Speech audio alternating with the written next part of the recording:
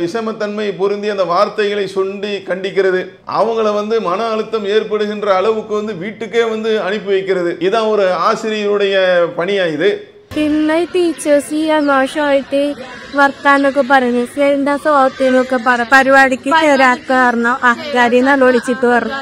ഇനി അങ്ങനെ തന്നെ நீங்க எல்லாம் என்ன ஆசிரியருக்கு படிச்சிருக்கிறீங்க? இது சங்கிகளுடைய கோட்பாடு. இது நீங்க கர்நாடகெல்லாம் என்ன நடந்துச்சுன்னு உங்களுக்கு தெரியும். இது போன்று ஒரு மாணவி ஹிஜாப் அணிந்து வந்தார் என்பதற்காக சில பேர் என்ன செஞ்சாங்க, கூப்பாடு போட்டார்கள், ஜெய் ஸ்ரீராம் என்று சொன்னார்கள். அது மிகப்பெரிய இஷ்யூவாச்சு. அங்க உள்ள கல்வி கூடங்கள்ல ஹிஜாப் அணிந்ததற்காக உள்ளே அனுமதிக்கவில்லை. பல்வேறு நிகழ்வுகள் அங்க நடந்துச்சு. அதுக்கப்புறம் ஒரு ஆட்சி மாற்றத்திற்கு பிறகு இப்ப எந்தவித நிர்பந்தமும் இல்லாமல் அங்கே இயங்கிக் கொண்டிருக்கிறது. சங் பரிவாரத்துடைய குரல் இது.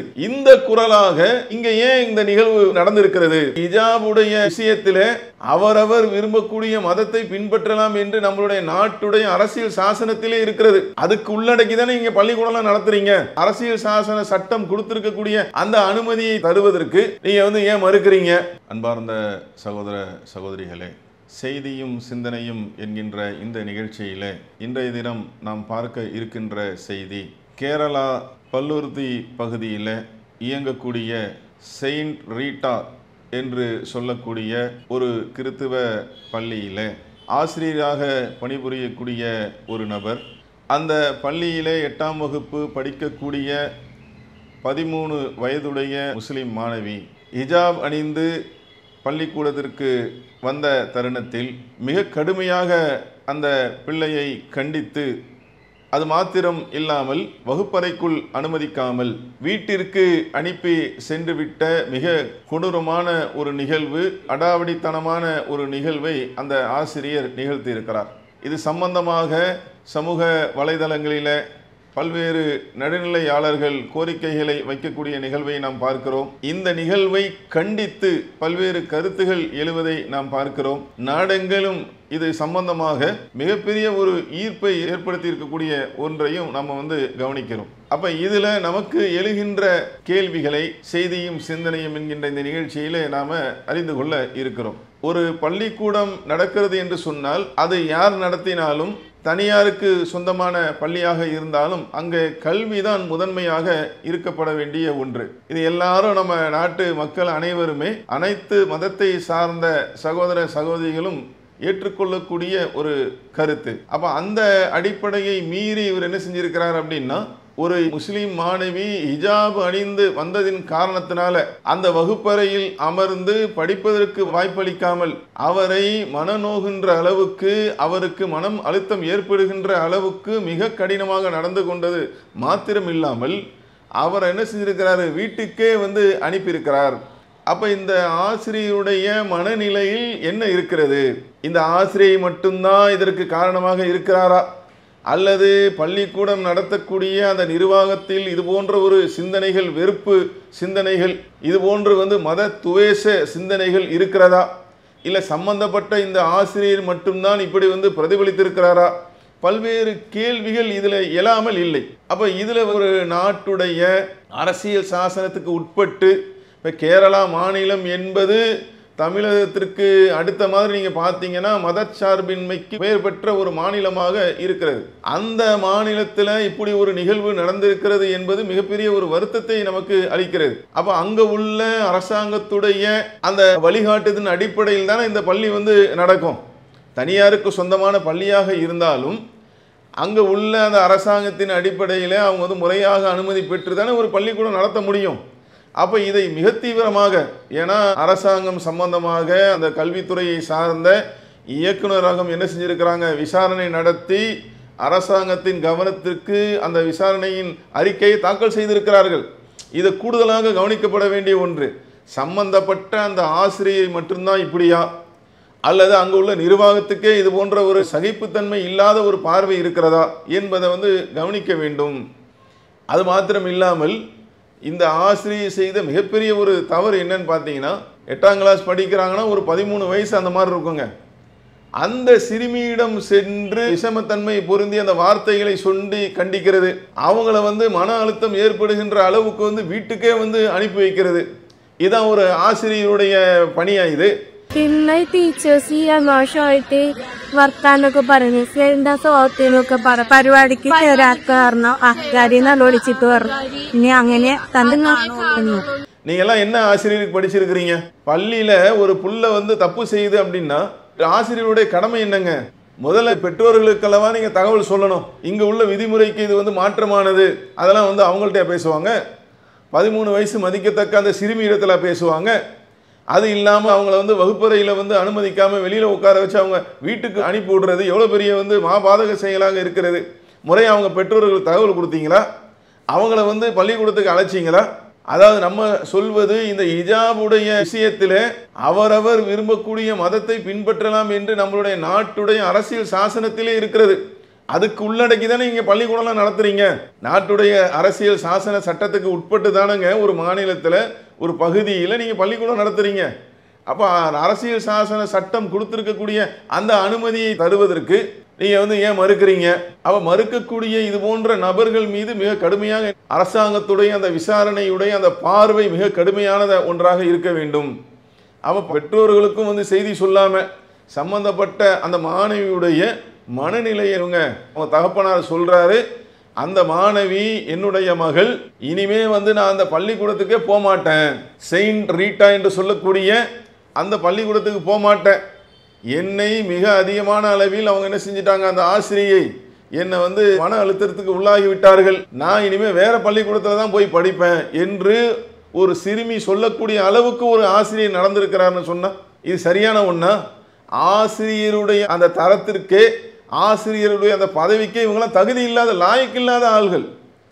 அப்போ இதை வந்து என்ன செய்யணும் அந்த கேரளாவுடைய அரசாங்கம்? ஏன்னா அரசாங்கத்துடைய சப்போர்ட் என்பது அம்மாநில பொது கல்வித்துறை அமைச்சர் சிவன்குட்டி அவர்கள் இந்த சம்பவத்தை குறித்து பேசியிருக்கிறார்கள். அரசாங்கம் இதில் வந்து கவனம் செலுத்தக்கூடிய, தற்போது வரை கவனம் செலுத்திக் கொண்டு இருக்கக்கூடிய ஒன்று நமக்கு வந்து ஒரு மன நிறைவை தருகிறது. எங்கேயோ நடந்துச்சு அப்படின்னு சொல்லி அவங்க கவனிக்காம இல்லை, உடனடியாக களமிறங்கி இந்த மாணவி அங்கு செல்ல விருப்பமில்லை என்று சொன்னால் இந்த மாணவியை இந்த ஆசிரியை அவங்கள மன அழுத்தம் வந்து செஞ்சாங்கல்ல, இது மிக கண்டனத்துக்குரியது என்று கண்டிக்கிறாங்க.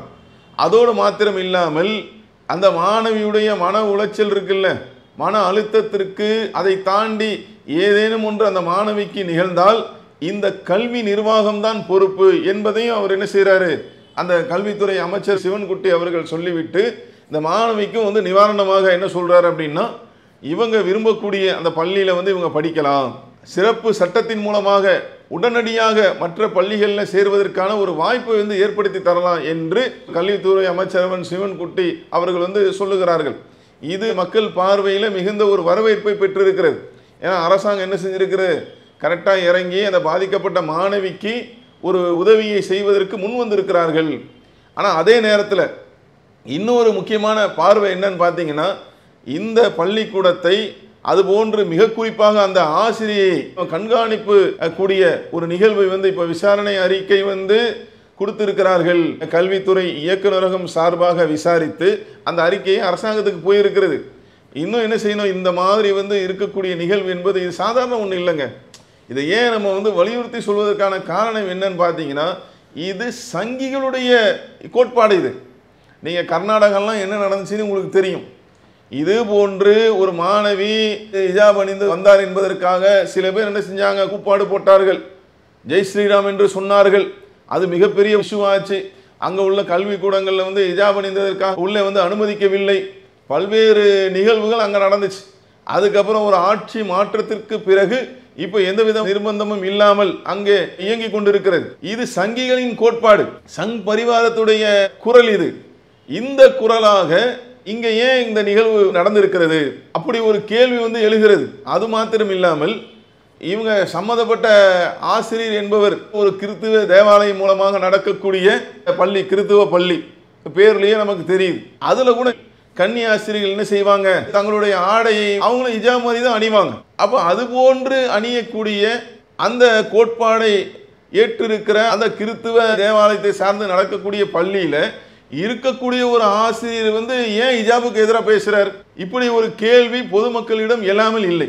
அப்ப இதற்கெல்லாம் விடை தெரியும் விதமாக இப்போ வந்து விசாரணை அறிக்கையை தாக்கல் செய்து அந்த பாதிக்கப்பட்ட மாணவிக்கு நிவாரணம் அளிக்கும் விதமாக அவங்க எங்கே விரும்புகிறாங்க அங்கே படிக்கலாம்னு சொல்லி அரசாங்கம் சொல்லி இருக்கிறது. இது வரவேற்கத்தக்க ஒன்று. இதை தாண்டி ஏன் இப்படி சொன்னாங்க, என்ன நடந்தது என்பதை இன்னும் கவனித்து கண்காணித்து இது போன்று இனி எந்த மாணவிகளும் பாதிக்கப்படாத அளவுக்கு மன உளைச்சலுக்கு ஆட்படுத்தப்படாமல் இருப்பதற்கு கல்வி நிறுவனங்களிலே ஹிஜாப் அணிந்து கொண்டு செல்வதற்கு தடை இல்லை என்று சொல்லும் அளவிற்கு இது குறித்து எந்த ஆசிரியையும் மாணவிகளை கண்டித்து பேசாத அளவிற்கு இவங்களுக்கு உரிய நபர்களை வைத்து இது போன்று நடந்த ஆசிரியர் தக்க பாடத்தை அந்த மாநில அரசாங்கம் புகட்ட வேண்டும். இந்த நிகழ்வில் இன்னொரு செய்தி என்னன்னு பார்த்தீங்கன்னா, அந்த பாதிக்கப்பட்ட சிறுமியுடைய தாயார் சொல்கிறாங்க, இந்த பள்ளியிலேருந்து நாங்கள் நிப்பாட்டிட்டோம். ஏன்னா அந்த பிள்ளைய இந்த அளவுக்கு மன உளைச்சல் ஏற்படுத்தியிருக்கிறாங்க. செயின்ட் ரீட்டா என்று சொல்லக்கூடிய அந்த பள்ளியிலேருந்து நாங்கள் நிப்பாட்டிட்டோம். சிறுமி அங்கே போய் படிக்க மாட்டேன்னு சொல்லிட்டாங்க. இப்போ நாங்கள் லேடிஸ் கான்வென்ட் என்ற பள்ளியில் என் பிள்ளைங்க சேர்த்துருக்கிறோம். அங்கே இருக்கக்கூடிய அங்கே உள்ள கன்னி ஆசிரியராக இருக்கக்கூடிய ஆசிரியராக இருக்கக்கூடிய அவங்க ஃபோனில் தொடர்பு கொண்டு எங்கள்கிட்ட பேசுகிறாங்க, உங்கள் பிள்ளை இங்கே பாதுகாப்பாக படிக்கலாம். இந்த பள்ளி என்பது அனைத்து மத நம்பிக்கையின் அந்த அடிப்படையில் அனைத்து மக்களுடைய அந்த உணர்வுகளை உள்ளடக்கி அந்த அடிப்படையில் இங்கே இந்த மாதிரி எந்த விதமான வேறுபாடுகளும் இங்கே காட்டப்படாது. உங்கள் பிள்ளைகளுக்கு ரொம்ப பாதுகாப்பான ஒன்றாக இது இருக்கும் என்று இப்படிப்பட்ட ஆசிரியரும் இருக்க தான் செய்கிறாங்க. அந்த இடத்துலையே பக்கத்தில் கொஞ்சம் தள்ளி போனால் இன்னொரு பள்ளிக்கூடத்தில் அதே கிறிஸ்துவ மதத்தை சேர்ந்த அந்த சகோதரி அவங்களும் ஆசிரியராக இருக்கிறாங்க, கன்னி ஆசிரியராக இருக்கிறாங்க. அவங்க என்ன செய்கிறாங்க, அந்த பெற்றோர்களுக்கு ஃபோன் பண்ணி அவங்க சேர்த்த அந்த அடிப்படையில் உங்கள் மகள் இங்கே சுதந்திரமாக என்ன செய்யலாம், கல்வியை அவங்க கற்கலாம், இங்கே எந்த விதமான இடையூறும் இருக்காது, சுதந்திரமாக அவர் படிக்கலாம் என்கின்ற அடிப்படையில் நம்பிக்கையை தந்திருக்கிறார்கள். அப்போ இது போன்ற ஆசிரியர்களும் அங்கே இருக்கிறார்கள். முன்னாடி நம்ம பார்த்த மாதிரி அங்கே மாணவி என்று பாராமல் 13 வயசு சிறுமி என்று பாராமல் சிறுமிக்கு மன அழுத்தத்தை ஏற்படுத்தும் விதமாக கடுமையாக நடந்து கொண்ட விஷக்கருத்தை கக்கிய அந்த ஆசிரியர் எங்கே, உங்கள் மகள் நல்ல விதமாக படிக்கலாம், அவங்களுக்கு எந்த விதமான தொந்தரவும் இருக்காது என்று சொல்லக்கூடிய இந்த ஆசிரியர் எங்கே?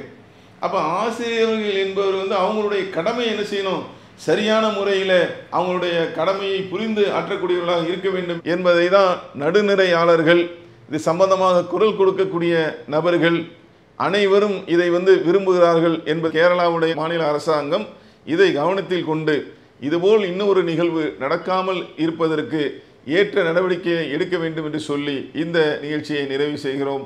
அஸ்ஸலாமு அலைக்கும் வரஹ்மத்துல்லாஹி வபரகாத்துஹு. அல்லாஹு அக்பர், அல்லாஹு அக்பர்.